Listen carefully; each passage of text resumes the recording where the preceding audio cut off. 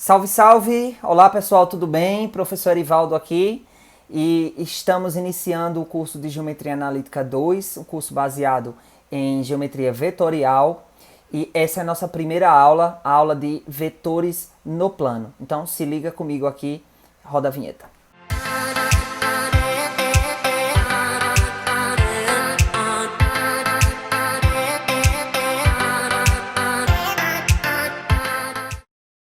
Bem, vamos dar início à aula de Geometria Analítica 2, aula ainda sobre vetores. A gente está fazendo uma revisão do que já foi visto no início do semestre por nós.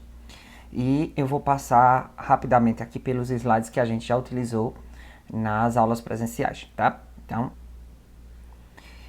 Então dessa forma, eu vou pular para cá, falar um pouquinho de história. Em 1832... Giusto Belavittis publicou um trabalho onde é apresentado o conceito de equipolência, tá? Note que essa palavra está em itálico. Por que ela está destacada? Equipolência é basicamente o que torna um segmento diferente de um vetor, tá? Então, seja AB um segmento orientado de origem em A e extremidade em B, isto é, no segmento AB, estabelecemos o sentido do percurso de A para B. Então, isso é muito importante quando a gente quer distinguir um segmento de um vetor. Então, um segmento, tanto faz você escrever AB ou BA, é o mesmo segmento, que tem aquele mesmo comprimento. Mas num vetor, a gente tem que dar um sentido a este segmento, ou seja, com origem em uma extremidade e término na outra extremidade. Ou seja, o segmento AB, o segmento orientado AB, é diferente do segmento orientado BA. Dizemos então que o segmento BA, portanto, tem sentido oposto ao do segmento AB. Tá? E Belavittis classificou os segmentos orientados do plano a partir da relação de equipolência que a gente vai ver agora. Definição. Dizemos que os segmentos orientados AB e CD são equipolentes e escrevemos assim, tá? Deixa eu destacar aqui como é que a gente escreve. A gente escreve dessa forma. AB é equipolente a CD quando satisfazem as três seguintes propriedades. Ou seja, eles têm o mesmo comprimento, tá aqui. Eles são paralelos ou colineares, tá aqui. E eles têm o mesmo sentido. Então, eles têm que ter, entre outras coisas, o que a gente chama de mesmo comprimento, mesma direção e mesmo sentido. E a gente ainda pode mudar aqui um pouco as palavras e falar que o comprimento é o módulo. Se são paralelos ou colineares, a gente pode dizer que é a mesma direção.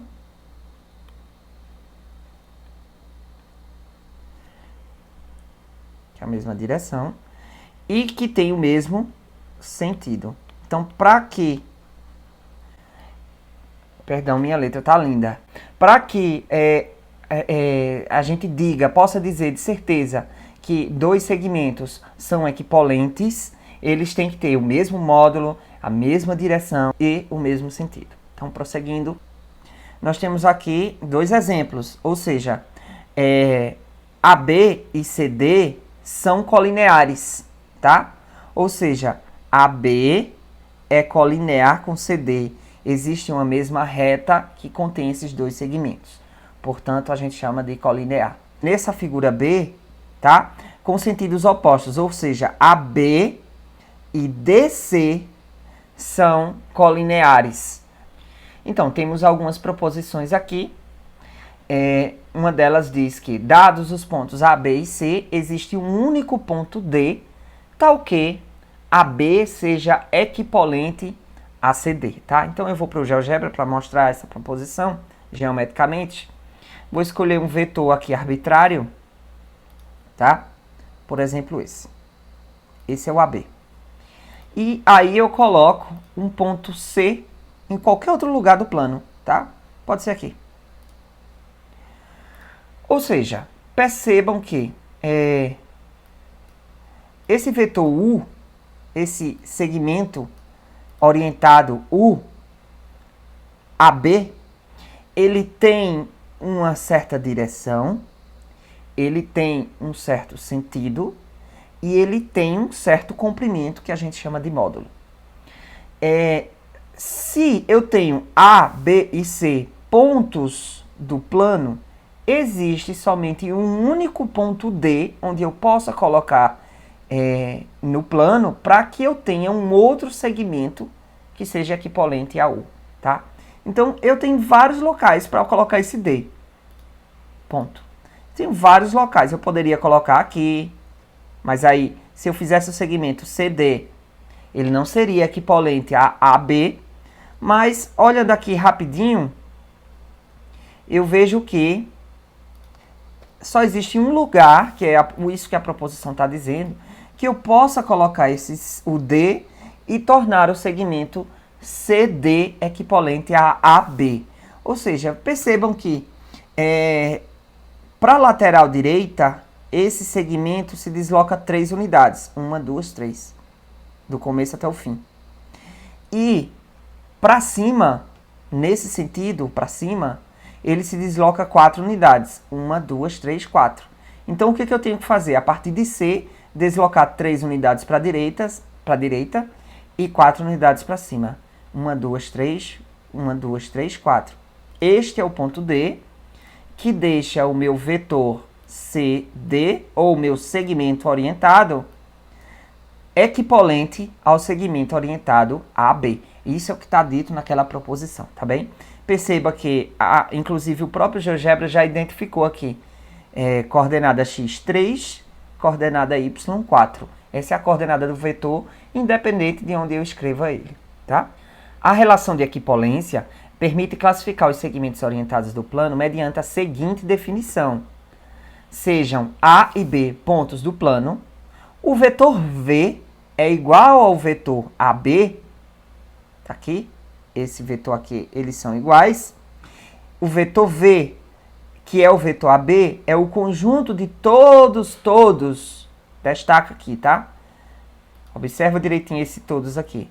É o conjunto de todos os segmentos orientados equivalentes a AB. Então, se eu junto todos os caras que são irmãos gêmeos de AB, ou seja, tem o mesmo sentido, a mesma direção e o mesmo comprimento, eu tenho, na verdade, todos representando um vetor só, que é o vetor AB, tá bem? Então, cada segmento equivalente a AB é um representante do vetor AB. Então, aqui a gente tem uma figura que ilustra muito bem isso. Você pode dizer que tem vários vetores, mas na realidade você tem vários representantes de um mesmo vetor. Todos esses são segmentos equivalentes ao segmento AB, que é um segmento orientado. Então, se a gente está chamando já o segmento orientado AB de vetor V, todos os outros vetores que têm a mesma direção, o mesmo sentido e o mesmo comprimento são representantes também do vetor AB, tá? Isso acontece muito quando, por exemplo, vou voltar para o GeoGebra, suponha que a gente queira desenhar, por exemplo, um paralelogramo, tá? Então eu vou desenhar aqui um paralelogramo, pegar um polígono. E eu quero um paralelogramo que tenha essa lateral. Ok. Um paralelogramo é uma figura geométrica de 4 lados, cujos lados opostos são paralelos, tá bem? E isso só vai acontecer no paralelogramo.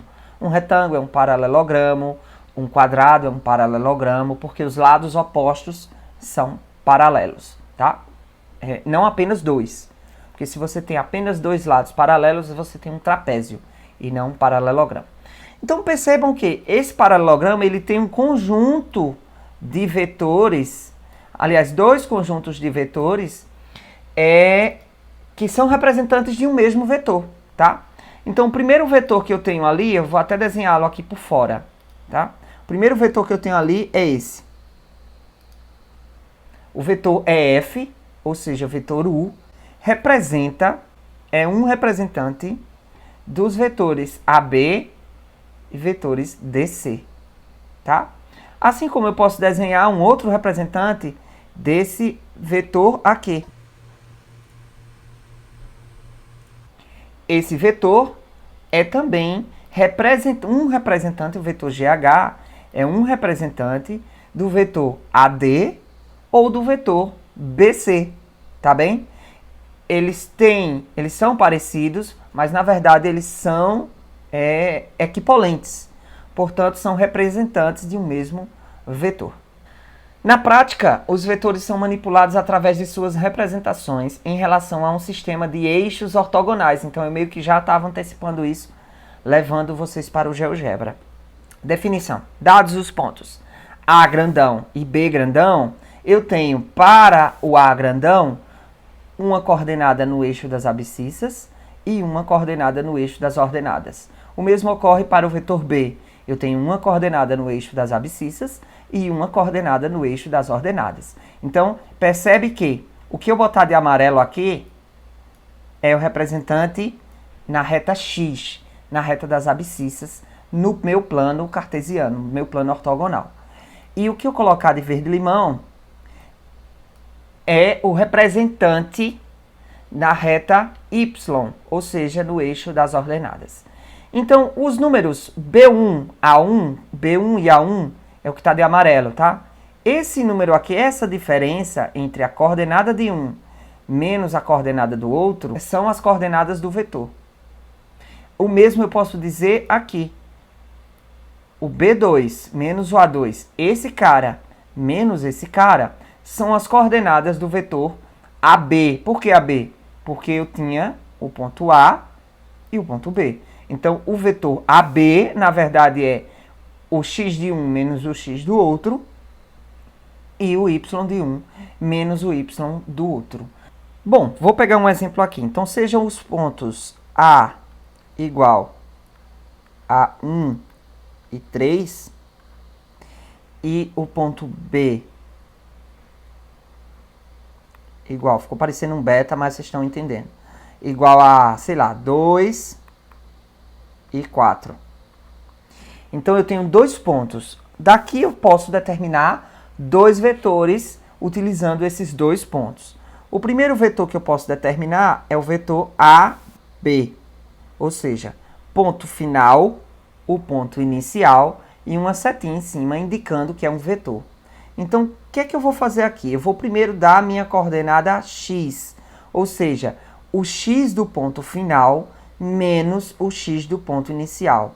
2 menos 1. E agora a coordenada y, ou seja, y do ponto final menos o y do ponto inicial. 4 menos 3. Logo, AB é 2 menos 1, 1. E 4 menos 3, 1 também. Esse é o meu vetor AB, tá? Se eu quiser fazer o vetor BA também, nesse mesmo exemplo, deixa eu trazer aqui, mudar de cor até. Se eu quiser fazer o vetor BA, eu tenho que fazer ao contrário agora, tá? BA, A vai ser meu ponto final e B vai ser meu ponto inicial. Aí, fazendo a subtração ao contrário agora, vai ser 1 menos 2 e 3 menos 4. 3 menos 4. Logo, vocês já podiam até ter notado no início que o vetor BA, na verdade, vai ser menos 1 menos 1, que é o resultado dessa subtração aqui e dessa subtração aqui. E a gente já acaba definindo o que é um vetor oposto. Eu já posso até dizer aqui que, mudando a cor de novo, AB é igual a menos 1 vezes o BA. Ou seja, eu estou, entre outras coisas, dizendo que o vetor BA é oposto do vetor AB e vice-versa. Entre outras palavras também, basta pegar as coordenadas de A e de B, aliás, do vetor AB, e trocar o sinal delas. Bem, o módulo, a direção e o sentido de um vetor é o módulo, a direção e o sentido de qualquer um de seus representantes. Então, a gente indica o módulo por isso aqui, tá? O módulo depende muito do livro. Ou você vai achar com um traço vertical, ou você vai achar com 2 traços verticais. Isso depende do livro que você estiver estudando, como eu falei. Mas também a gente pode chamar o módulo de norma. Então, geralmente, o livro que traz com um traço só chama de módulo. Já o livro que traz com 2 traços chama de norma. Mas isso é irrelevante, é tudo a mesma coisa, tá? É o comprimento, é o tamanho que aquele vetor tem. E quando a gente fala daquele vetor, a gente está falando de qualquer um representante deste mesmo vetor. E para descobrir o módulo de um vetor, não é muito complicado. O que a gente precisa saber? A gente só precisa saber as coordenadas dele, tá? Então eu vou pegar um exemplo aqui no GeoGebra para a gente entender melhor. Seja isso aqui. Qual é o módulo, o comprimento desse vetor? Entre outras palavras, o comprimento desse vetor nada mais é que a distância entre o ponto A e o ponto B. Se eu sei as coordenadas de A e se eu sei as coordenadas de B, isso fica trivial. Por quê? Como é que eu descubro isso? Aí você tem que visualizar esse triângulo aqui, tá? Você visualizando esse triângulo, o vetor que nós queremos encontrar nada mais é que a hipotenusa desse triângulo. E quem é o A? Esse comprimento aqui BC nada mais é que o y de B menos o y de A. E esse comprimento aqui, que está representado pela letrinha B, nada mais é que o x de C, que na verdade é o x de B, menos o x de A. Resumindo, eu tenho uma subtração das coordenadas y de B menos o y de A e x de B menos o x de A. Esses são os catetos. Então, o que é que eu vou ter, na verdade? Vou trazer para cá. O que é que eu tenho? Eu tenho que o ponto A tem coordenadas 1 para x e 1 para y, que o ponto B tem coordenadas 13 para x e 6 para y, e, na verdade, eu quero o comprimento, a norma, o módulo do vetor AB. É isso que eu quero descobrir. Então, relembra como é que está o triângulo lá. O triângulo tem uma hipotenusa, que é o vetor que a gente quer. Ele é retângulo, tá? Aqui está o ponto A, aqui está o ponto B e aqui está o ponto C.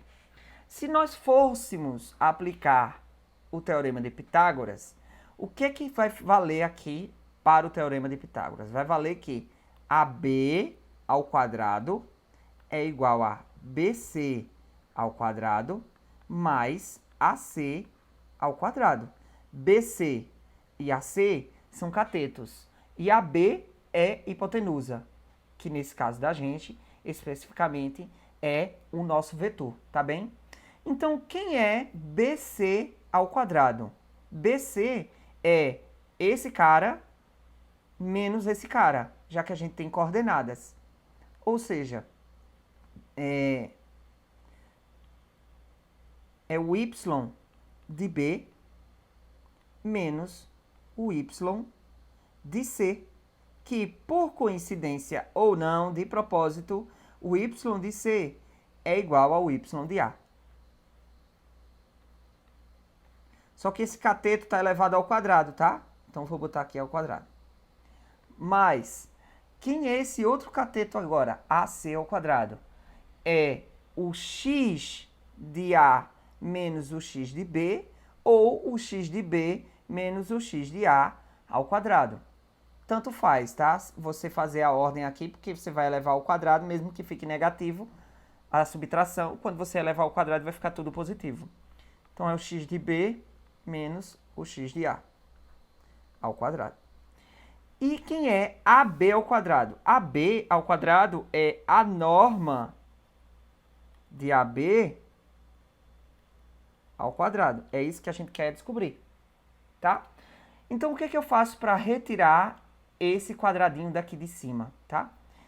Para tirar esse quadrado, a gente faz uma operação algébrica que você eleva a raiz, a um meio, os dois lados da igualdade. Então, no final das contas, eu vou ficar com a norma de AB, ou módulo de AB, é igual a raiz do y de B menos o y de A ao quadrado, mais o x de B menos o x de A ao quadrado. Lembra que é raiz disso tudo, tá? Agora, como eu sei as coordenadas de A e de B, estão aqui do meu lado, como eu sei as coordenadas de A e de B que estão aqui, eu vou só aplicar na fórmula que a gente já conhece. E essa fórmula é muito conhecida por ser a fórmula de distância entre dois pontos. Eu tenho que a norma de AB, ou o módulo dele, é, na verdade, a raiz quadrada de y de B menos y de A, 6 menos 1 ou 1 menos 6 ao quadrado, tanto faz. 6 menos 1 ao quadrado, somando com o x de B menos o x de A, e tanto faz, também pode ser o x de A menos o x de B, que vai ser 13 menos 1 ou 1 menos 13 ao quadrado. 13 menos 1 ao quadrado. Ok, lembra que é, que é a raiz quadrada disso tudo, tá? Agora, para finalizar, a norma de AB, 6 menos 1 é 5, ao quadrado 25, mais 3 menos 1 é 12, ao quadrado 144. Lembra que isso tudo é na raiz. Ou seja, a norma de AB é a raiz de 169. E 169 é um quadrado perfeito, cuja raiz é 13.